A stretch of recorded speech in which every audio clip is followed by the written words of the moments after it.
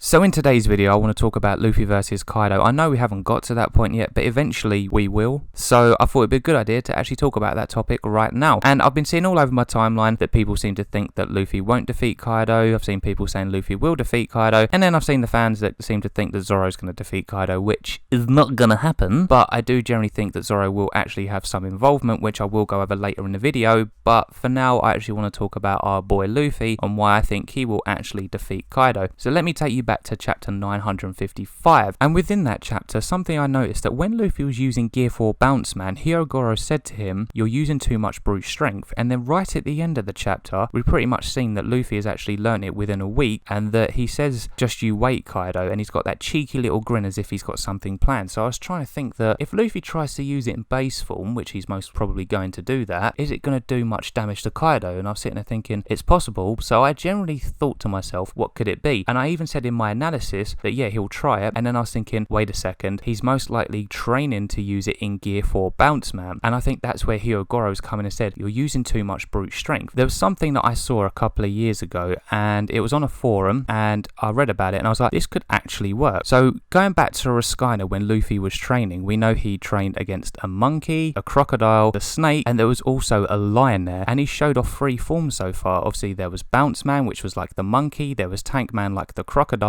and then there was also Snake Man like the snake. So is there a possible new Gear 4 form that Oda may give us during this fight with Luffy that could be the balance of being able to use this advanced haki where he's got the strength and the speed? What better way to use it than a lion? I feel like a lion is obviously in between. It has the speed, but it also has the strength as well. So I think that will be a very good form to use. And the way that Wano is right now, and how, you know, the sort of tone and the way that this arc is right now, it kind of makes sense that this is the arc that you could show off a new Gear 4 form. And I think Oda has sort of kind of given some sort of like hints. Obviously Raskina is the big major one, knowing that there was a lion there, and also the way that Wano is, it would make sense to actually use like a new form, and I think it would be a really kick-ass form. I think Lion Man, if that's the name that Oda will use for it, would be a pretty cool like form to see, and I think Luffy is going to do a lot of damage. And one thing I wanted to do a little bit of research on is that, do dragons actually have a weakness, considering Luffy wants to try and break the scales? And so I did my research, and I actually found something that could possibly link us to where Kaido's weakness will most likely be, and this is what I came to find. So I'll put this up so you guys can read it as well. So it says, their external body is covered with scales thicker than the strongest steel. Most of their skin is so strong that even spears cannot pierce. However, their belly compromises of weak scales that can easily be pierced by spears, but they offer a protection against arrows at least. If a scale is heavily injured, it loosens and falls down. They are replaced by a new scale within a week. The dragon's belly is soft in order to provide it a comfort against raw ground while sleeping. Dragons sometimes harvest gold as it gives its scales a soft feeling due to some reason, and their belly hardens up. Now, see what it says there, that if it's heavily injured, it loosens and falls down, and it's replaced by a new scale within a week. Do you really think that Luffy and Kaido's battle is going to go on for a week? I don't think so. So that could be like the huge turning point there. If Luffy manages to land a heavy like blow, it is possible that this is where we could start to see Kaido crumble, and I think that would be literally a mind-blowing chapter if Oda left off like that, with like the last little panel, you see Luffy just hit him so hard, and you see Kaido just drop, and you see his scales just crack. Everyone will be losing their minds, and so would I. But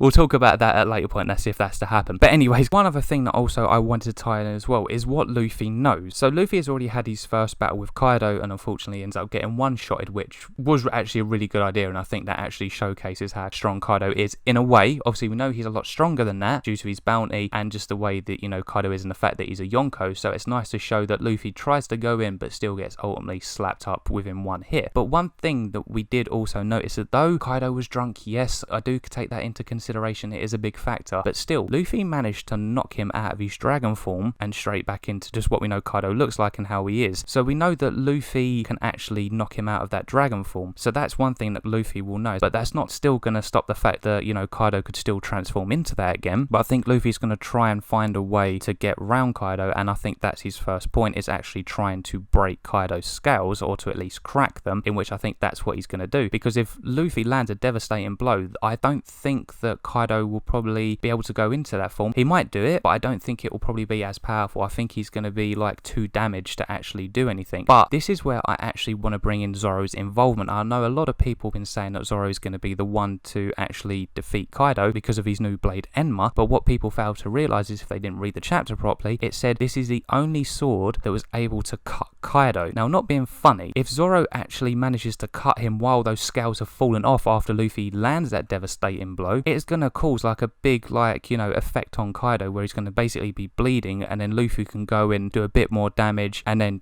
just finish off Kaido. I'm not saying it's going to kill him, but actually defeat him. And I know that people are going to be like, well, it obviously goes to show that Luffy can't do it by himself, but this is the one thing I wanted to tie in. I know I'm going to be going off and comparing it to other series, but I'm just saying it has actually happened in other series. So Bleach, for example, spoiler alert, right at the end, Ichigo gets a major power boost, he's really strong, really powerful, goes against Yuha and still needs help. Like, he was getting blitzed for the majority of that fight. Obviously Yuha's got a power that's just unreal, that's just Kubo for you, but at the end of the day, Aizen came in to help him, and then obviously Ichigo delivered the final blow, even though he didn't actually properly kill him, but it still did enough damage to actually defeat him. When you look at Naruto, for example, it was Naruto and Sasuke that took on Madara, and Naruto and Sasuke that took on Kaguya. But then before that, you literally had just Madara, Obito, and the Ten Tails against the Shinobi Alliance, and that still wasn't enough. So it goes to show that a lot of series do have that same sort of thing. You don't need to be on your own to defeat someone. And to be honest, there are some fans of these series like Naruto, One Piece, Hunter x Hunter, and Bleach that they seem to try and compare the main characters to the likes of Goku from Dragon Ball Z, and I don't know why. I don't get it. Like, okay, yeah, he took on the likes of Frieza. There's many of fights that I can think of the top of my head, like Nappa and all that yeah, Goku's pretty much done on his own. But then, if you guys remember correctly, he has actually had fights where he's actually teamed up. For example, Goku and Piccolo right at the start of the series went against Raditz. Then you had Gohan and Krillin coming back to help Goku out when he was against Vegeta. And then when you go to the Majin Buu saga, for example, Goku and Vegeta became Vegito. You look at Dragon Ball Super Broly movie, Gogeta happened. I think where Goku's completely on a different level compared to the other main characters, Goku doesn't really necessarily need the help. And I'm not saying that the likes of Luffy, Gon, Ichigo, and like Naruto actually need the help from people. It's just the fact that I think they just try and be like, Luffy could be like Goku. So it doesn't matter if teamwork's involved. I don't get this whole sort of like mentality that if the main character isn't strong enough, yeah, he's not worthy. At the end of the day, Luffy's got his crew, and his crew back him. And I do generally think that, it is also Zoro's time to shine as well against a big foe. Like, I'm not saying that Zoro's got to be that person that's got to help Luffy at every single fight, but we're going to get someone like really powerful here, like the strongest Yonko currently at this point. We've seen the bounties, but Kaido is such a strong crew, and him himself is strong, that, you're gonna kind of need that sort of help. You're gonna kind of need that sort of person to actually help you out. But I'm not saying that Zoro's gonna end up fighting him and he's gonna be winning and everything like that. I think Zoro will just land a blow that will hurt Kaido, and Luffy will still have the majority of the fight. I think if you want to give it percentage, at 90 to 95, maybe 97%, it's going to be Luffy and Kaido, and I think Zoro will have that other little,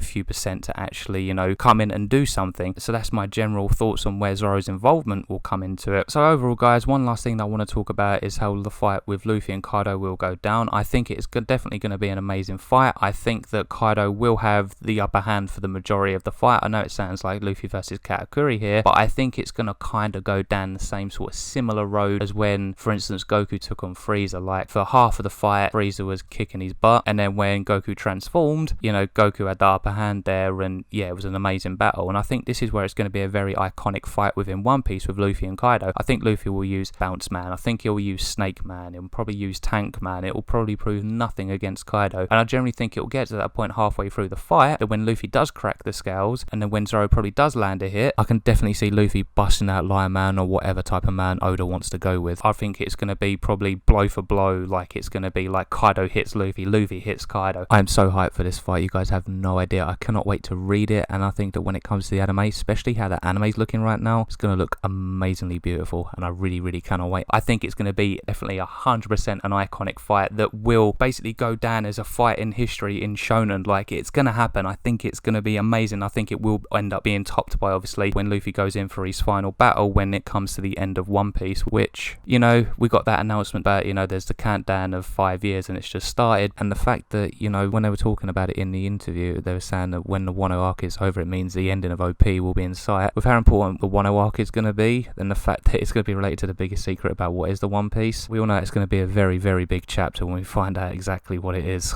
Jesus, it's mad. It's honestly mad. But anyways, guys, one last thing I do want to say as well is I will be doing a channel update because I know it's been a long time since I've actually released a video, and I'm getting back into it now, so it's fine because I've managed to work things out and how I can actually do this. So yeah, look forward to that video, which will be at some time probably next week. So with that being said, guys, I'm gonna leave it there. If you liked anything I had to say and you enjoyed this video, please give me a big fat thumbs up. I greatly appreciate that. Let me know down in the comments below your thoughts on how you think this fight will go down. Also, make sure to hit the subscribe button. That would be absolutely amazing. Make sure to turn on notification bell so you guys never ever miss a post, and I'll see you guys for the next video. Until then, see ya.